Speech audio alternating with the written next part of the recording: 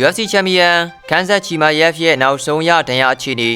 အားလုံးပဲမင်္ဂလာပါများ Gunfight News ကတင်ဆက်နေပါတယ် UFC ရဲ့ Middleweight ချန်ပီယံခန်းဆက်ချီမာယက်ကသူ့ရဲ့ပထမဆုံးချန်ပီယံဆုကာကွယ်ပွဲအတွက်လာမယ့်2026ခုနှစ်ရဲ့နှစ်ဝက်လောက်ထိကိုစောင့်ဆိုင်းပေးရပွဲရှိနေတယ်လို့သိရပါတယ်စနေနေ့တုန်းကကျင်းပခဲ့တဲ့ UFC ကွာတာပွဲမတိုင်ခင်မှာခန်းဆက်ကအခုလိုမျိုးပွင့်ပွင့်လင်းလင်းထုတ်ဖော်ပြောကြားခဲ့တာဖြစ်ပြီးတော့အဓိကတော့သူ့ရဲ့ဒဏ်ရာအခြေအနေလုံးဝမသက်သာသေးလို့ဖြစ်ပါတယ်ခန်းဆက်ကသူ့ရဲ့ခြေပွားမှာရရှိထားတဲ့ဒဏ်ရာကိုအသေးစားခွဲစိတ်မှုတစ်ခုပြုလုပ်ကာကုသမှုခံယူနေရတာဖြစ်ပြီးတော့အခုသူကာတာနိုင်ငံကိုရောက်ရှိနေတာကလည်းတကယ်ရင်ဖြစ်သူအာမန်ဆာရူဂျန်နဲ့တွေ့ဆုံနိုင်ဖို့ဖြစ်ပါတယ်ဒဏ်ရာအခြေအနေကိုအခုလိုမျိုးပရိသတ်တွေစီကိုအတိပေးခဲ့ပြီးတဲ့နောက်သူပြန်ကစားနိုင်မဲ့အခြေအနေကိုပြန်ပြီးတော့ပြောပြပေးမယ်လို့လည်းဆိုပါတယ်ခန်းဆက်ချီမာရဲ့ဆိုတာလွန်ခဲ့တဲ့၄နှစ်လောက်ကလေးကကမ္ဘာထိပ်တန်းဖြစ်ပြီးသားဖြစ်ပါတယ်ကြားထဲမှာကိုဗစ်ထိပြီးတော့ပွဲတွေပြတ်ရတယ်စိတ်ထိခိုက်ပြီးတော့နားယူပြီးလို့တောင်မှကြီးညာဘူးပါတယ်ပိုဆိုးတာကဝေဒဝိတ်တန်းမှာဝိတ်ပိုဘူးတာဖြစ်ပါတယ်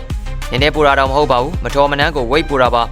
မီဒဝိတ်တန်းမှာထိုင်ချပြီးတော့ကစားတော့လဲโอเคတာပါပဲသူရည်ချင်းနဲ့သူရဲ့ကစားကွက်တွေကပရိသတ်ရဲ့အသေးနှလုံးကိုတပြေးပြေးနဲ့တင်ကြုံယူနေခဲ့တဲ့ဆိုတာအားလုံးလက်ခံထားတဲ့အမှန်တရားတစ်ခုဖြစ်ပါတယ်ခန်းဆက်ချီမာရက်ကရုပ်ပိုင်းဆိုင်ရာခန့်မာမှာရှိပေမဲ့စိတ်ပိုင်းဆိုင်ရာအားနည်းလို့တင်မြင်ယူဆမိပြန်ပါတယ်အဲဒါကြောင့်စီနီယာတွေကိုစိန်ခေါ်ခဲ့ပြီးတဲ့နောက်ပိုင်းမှာခန်းဆက်ချီမာယက်ကမီဒဝိတ်တန်းမှာပဲအထိုင်ချတယ်ခနာကိုကဆူဖြိုးနေတာမို့လို့ဝေဒဝိတ်တန်းထက်ပိုကောင်းလာတယ်ယူမချင်းစိတ်ကအရင်တိုင်းမှာပဲမတူတာကအရင်လိုပွဲများများမထိုးတော့တာပဲဖြစ်ပါတယ်ခန်းဆက်ကအင်တာဗျူးမှာလောစီတော့ခြေပွားမှာခွဲစိတ်မှုလေးလုပ်ထားရပါတယ်ဒီကြီးကနေရတဲ့ဘက်နှစ်ဘက်လောက်အနားယူပြီးတော့ဒဏ်ရာကိုကုသပေးမှာပါအဲဒါကြောင့်ရမ်ဆန်လာနောက်ပိုင်းမှာကျွန်တော်သူ့ကိုပွဲတည်ပေးထားတဲ့အတိုင်းဘယ်သူပဲလာရင်ဆိုင်ပြီးတော့အကောင်းဆုံးရှင်ပြိုင်သွားမှာပါလို့ပြောသွားခဲ့တာပါ UFC Lightweight တန်းချန်ပီယံအစ္စလမ်မာဂါချက်နဲ့အခြားသောအစ္စလမ်ဘာသာဝင်ဖိုက်တာတွေကသူတို့ရဲ့ဘာသာတရားရဲ့အထွတ်အမြတ်ဖြစ်တဲ့ရမ်ဆန်လာမှာပွဲတွေရှင်ပြိုင်ထိုးသက်ဖို့ညှင်းဆန်လေးရှိတတ်ကြတာဖြစ်ပါတယ်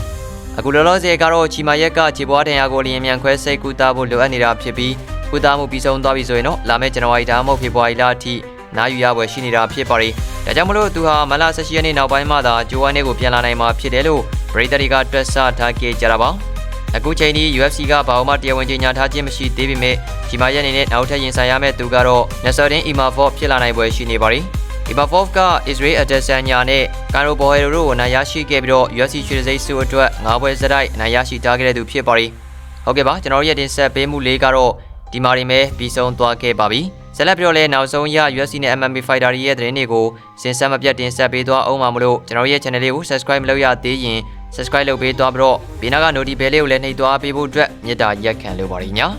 ဆုံးထိလိုက်ပါကြည့်ရှုပေးခဲ့ကြတာအားလုံးကိုကျေးဇူးထူးတင်ရှိပါတယ်ညာ